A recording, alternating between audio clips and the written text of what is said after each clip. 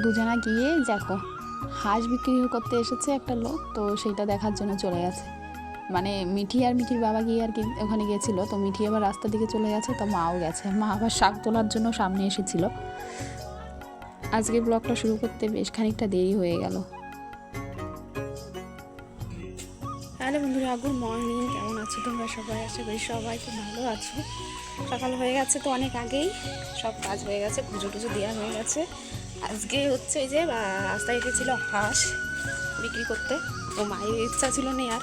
তোমাদের দাদাভাইও বলছিল আর কি নেবে কিনা, কিন্তু আজকে নেওয়া হবে না। মা বলছে না, তোরা বাড়ি থাকবে, আজকে আর নিতে হবে না। মাছ নিয়ে চলে এসেছে, পাবদা মাছ এনেছে। তো যাই হোক, মিঠিকে খাওয়ানো দাওয়ানো সব কিছুই হয়ে গেছে। রান্নাঘরে এসেছি, এই যে হাঁড়ি টাড়ি এখনও বসাইনি, সবেই এলাম। ওই যে চায়ের কাপগুলো সব ধুয়ে নিয়ে আসলাম। মা ডাকছে, দেখে যা হাঁস এসেছে। তো দেখতে গেছিলাম। তো আর কি, আজকে তো বাড়িতে থাকবো না, তো এই তাড়াহুড়ো করে আর কি রান্নাঘরে আসা আর কি। তাড়াহুড়ো তো হয়নি, 9টা বেজেই গেছে, প্রায় 9টা বাজেনি, 8:30 হয়তো বাজে। তো রান্নাবান্না করবো। মা হচ্ছে কটা শাক তুলতে গেল আর কি, শাক তুলবে। গরম লেগে যাচ্ছে, মানে হাঁপিয়ে যাচ্ছে মনে হচ্ছে। আর কালকে এসে ওই বাজার থেকে এসে রাত্রেবেলা এত ঘুম পাচ্ছিল, মানে কোনো মতে ঘুমিয়ে ঘুমিয়ে খেয়ে ব্যাস তারপরে শুয়ে পড়লাম। তো আর কি, চলো রান্না বান্না গুছিয়ে নিই, তারপরে তো যাওয়া আছে ওই বাড়িতে। ভাই আসবে হয়তো, ভাইয়ের আসার কথা আছে।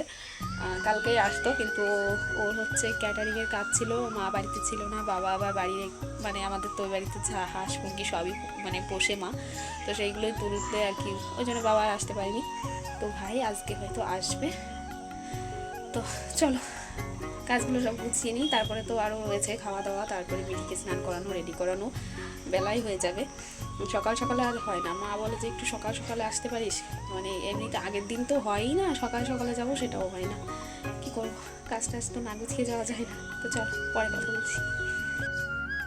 এদিকে দেখো মা শাক তুলে নিয়ে এসেছে, এর মধ্যে অনেক রকমের শাক আছে, ছেঁচি শাক, কুমড়োর পাতা, ডাঁটা শাক, তারপরে দুটো কচুর পাতাও দিয়েছে, মানে অনেক কিছু মিশিয়ে আর কি। তো মা সেটা আর কি কেটে দিচ্ছে আমাকে। আমার ওই শাক কাটতে অনেকটা দেরি হয়, আমি পারি না আর কি ভালো ছোট ছোট করে। আর আমি একটু ঝিঙে কেটে নিয়েছি, আর ঝিঙেটা অল্প ছিল, মানে নষ্ট হয়ে গেছে, তো তার মধ্যে একটু আলু দিয়ে নিলাম। আর এদিকে ভাত টাত তো বসিয়ে দিয়েছি, এই যে কড়াইতে তেল দিয়ে রসুন আর কাঁচা লঙ্কা আর একটুখানি রাঁধুনি ফোড়ন দিয়ে আর কি ওই ঝিঙেগুলোকে একটু ভেজে নেব। আর মানে ভেজে ভেজে আর কি একটু এই কী বলে ঘন্ট চচ্চড়ি মতন ওইটাই হবে আর কি। তো সেটার জন্য এই যে দিয়ে দিলাম। আর তারপরে এটাকে একটু হলুদ নুন দিয়ে আর কি মানে মোটামুটি ভাজা হলে জল দিয়ে তারপরে ঢাকা দিয়ে দেবো।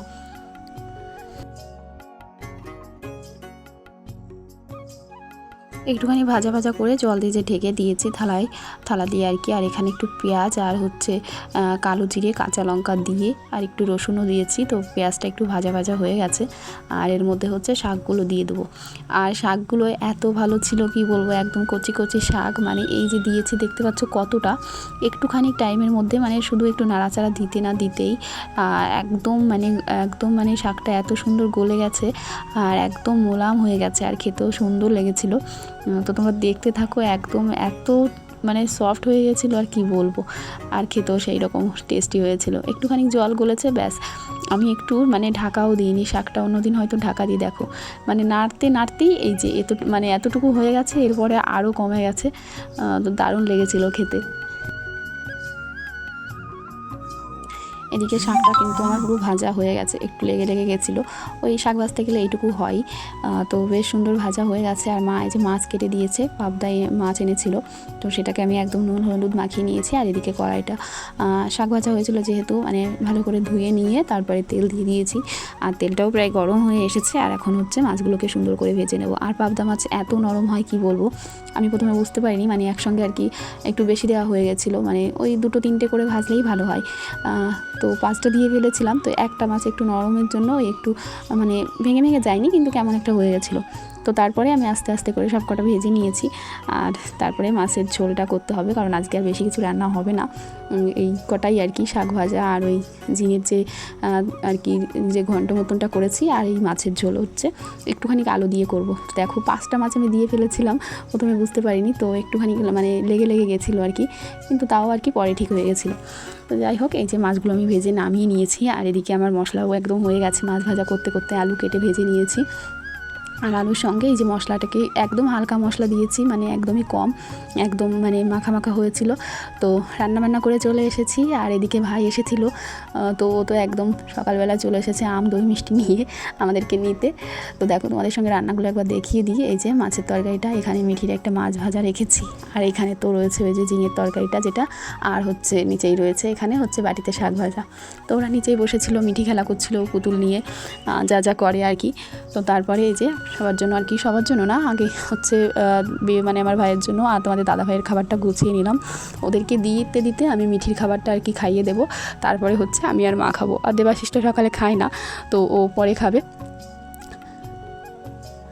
তারপরে অনেকটা টাইম কেটে গেছে, আমরা একদম মিঠিকে স্নান করিয়ে রেডি হয়ে নিয়েছি। আর এখানে দেবাশিসও রেডি হয়ে যাচ্ছে প্রায়, মানে সবাই আমরা রেডি হয়ে এখন ব্যস্ত, আমি হয়ে গেছি আগেই।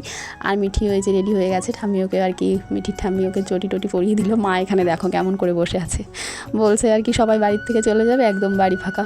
তো মিঠি ওকে মানে ঠাম্মিকে হাত ধরে টানছে, ঠাম্মি চলো তুমি আমার সঙ্গে, মানে এটাই করে আর কি। তো মানে উঠতেই বলছে, ওঠো ওঠো ওঠো এরকম করে বলছে, কারণ ও রেডি হওয়ার পরেই 1 সেকেন্ডও দাঁড়াতে যায় না, তাড়াতাড়ি চলো, মানে আর কেউ রেডি হোক বা না হোক ও তাড়াতাড়ি আর কি যাওয়া লাগবে। তো তোমরা সবাই বুঝতেই পারছো যে আজকে আমরা কোথায় যাচ্ছি। হ্যাঁ, সবাই রেডি হয়ে আমরা আজকে ষষ্ঠী খেতে যাচ্ছি। তো দেবাশিস আমরা সবাই একসঙ্গেই যাচ্ছি, কারণ আমাদের বাড়ি তো একদম কাছাকাছি। হ্যাঁ, অনিমিকাদের বাড়ি আর আমাদের বাড়ি একদম পাশাপাশি, একই পাড়াতেই, সেই জন্যই আমরা একসঙ্গে আর কি যাচ্ছি।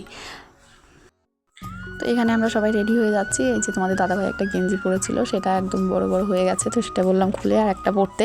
আর আমি এখানে রেডি হয়ে গেছি, আমি চুড়িদারই পরেছি, কারণ গরমে আমার শাড়ি আর পরতে ইচ্ছেই করছিল না। এত ঘামছি যে কি বলবো, মানে ঘেমে ঘেমে একদম শেষ, মানে মুখে ঘাম এসেই যাচ্ছে। তো ব্যাগ ট্যাগ সব কিছুই গোছানো হয়ে গেছে। মা এদিকে দেখো সব গুছিয়ে দিচ্ছে আর কি, মিষ্টি টিষ্টি আম টাম যা আনা হয়েছে সব কিছুই হচ্ছে ব্যাগের মধ্যে তুলে দিচ্ছে। আর মিঠি দেখো ও সবার আগে আর কি বেরিয়ে, ওই যে ব্যাগ নিয়ে বেরিয়ে গেছে আর কি, মানে ব্যাগ নিয়ে গাড়ির কাছে গিয়ে সবার আগে সবাইকে ডাকাডাকি করছে। আর এই যে দেখো আমাদের ব্যারিং সব বাইরে চলে এসেছে। হ্যাঁ, 2 দিন থাকবো, সেই কারণেই আর কি কিছু আর কি জামা প্যান্ট নিয়ে যাওয়া। তো বড় এমনি ব্যাগ আর নিলাম না, এই কাপড়ের ব্যাগটার মধ্যেই ওই মিঠির কয়েকটা জামা, আমার নাইটি, এইগুলো নিয়ে নিয়েছি। আর এই যে দেখো আমার একজনা বেরিয়ে গাড়িতে এসে ব্যাগটা বাঁধিয়ে দিচ্ছে, আর মানে বাঁধিয়ে রেখেই সবাইকে ডাকাডাকি শুরু হয়ে গেছে, এসো এসো এসো। দেখো ঠিক জায়গা মতন ও জানে কোথায় কি রাখতে হয়, সব কিছু রেখে। মনে হচ্ছে যেন ও যদি পারতো গাড়িটা চালিয়ে ও আগে চলেই যেত, মানে ওর একটু দেরি সহ্য হচ্ছে না, রেডি হওয়ার পর এত সময় দেরি হচ্ছে কেন, সেই কারণেই। তো দেখো দাঁড়িয়ে থাকতে থাকতে কষ্ট হয়ে গেছে, ও একটু বসেও নিল।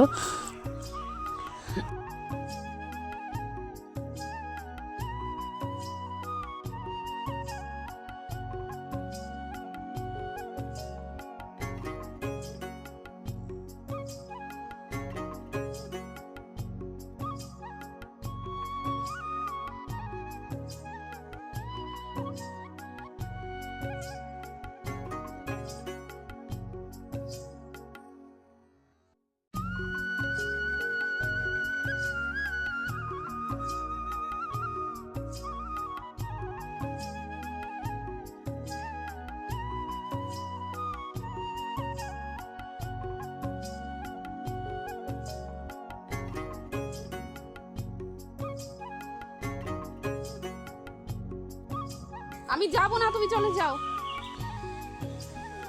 দেখো আমাকে টাকা লাগলো, আমি দেখো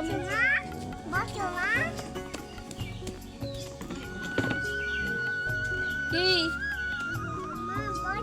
তো যাই হোক, আমরা এখন বেরিয়ে পড়ছি। আর মিঠি যাওয়ার সময় ওর পুতুল নেওয়ার জন্য ব্যস্ত হয়ে গেছিলো, মা সেটাই ঘরে গিয়ে খুঁজে পাচ্ছিল না, তাই একটু লেট হলো। তো এখন বেরিয়ে পড়েছি, এই যে আমরা মানে যাওয়ার রাস্তাতে একদম সব গাড়িতে বসে পড়েছি। মিঠি তো এই যে মাঝখানে বসে আছে, আর এত সময় বুঝতে পারিনি যে আমরা কোথায় যাচ্ছি। এখন রাস্তায় বেরিয়ে বলছে, মানে মামা বাড়ির যাওয়ার রাস্তায়, তো এখন বলছে যে মামা বাড়ি। হ্যাঁ, এই মাত্রই আর কি এসে গেছি। এই যে নাইটিটা আবার এইটাই নিয়ে এসেছি বাড়িতে, যেটা পরা ছিল সেটাই পরে নিলাম। বাপরে গরমেতে আমি আজকে শাড়িও পরে আসিনি, চুড়িদার পরে চলে এসেছি। পাখা চলছে, আমার আওয়াজটা কেমন শুনতে পাচ্ছ কি জানি। তো এই যে ব্যাগপত্র এনে রেখেছি, নাইটিটা পরলাম, মিঠিকে একটা জামা পরিয়ে দিলাম, ও যেটা পরে এসেছিলো সেটা পরলাম, এই আর কি। চলো একটু জল টল খেয়ে একটু রেস্ট নিই।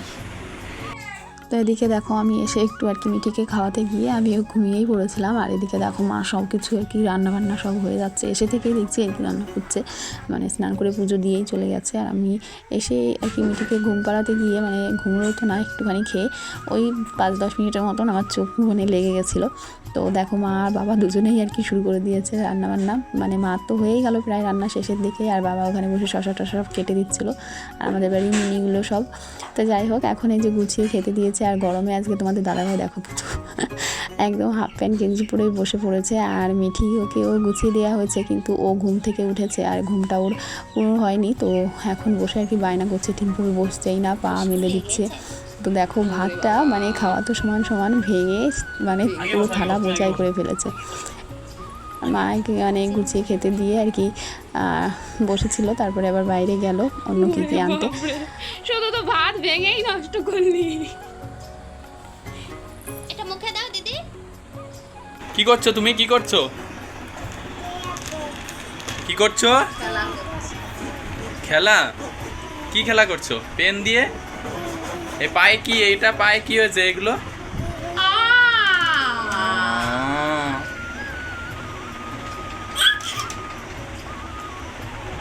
বলেছি কি করতেছিস? বলছে লেখা করছি। লেখা করছি। কি লেখা করছো? ওরা কে করবে? একটু 1 2 পড়ে শুনিয়ে দাও তো আমাকে। 6 তারপরে 8 তারপরে কি? 9 10 একটু এবিসিডি পড়ো। 1 2 বলতে পারো। তো তারপরে আর কি রাতে মানে সন্ধ্যায় মিঠি একটু দুষ্টুমি করে খেলাধুলো করার পরে ঘুমিয়ে পড়েছিল। তারপরে আমারও এত ঘুম পাচ্ছিল, আর বাপের বাড়ি এসে একটু অলসই হয়ে যায়, তো এত ঘুম পাচ্ছিল আমি আর কোনো ভিডিওই করিনি। তো যাই হোক আজকে ভিডিওটা এখানেই শেষ করছি। তো কিছু আর কি ছবি দিয়ে তোমাদের সঙ্গে সেই মুহূর্তগুলো শেয়ার করলাম। তো কেমন লাগলো তোমরা অবশ্যই কমেন্ট করে জানিও, আর অবশ্যই আমার চ্যানেলটিকে সাবস্ক্রাইব করে দিয়ে পাশে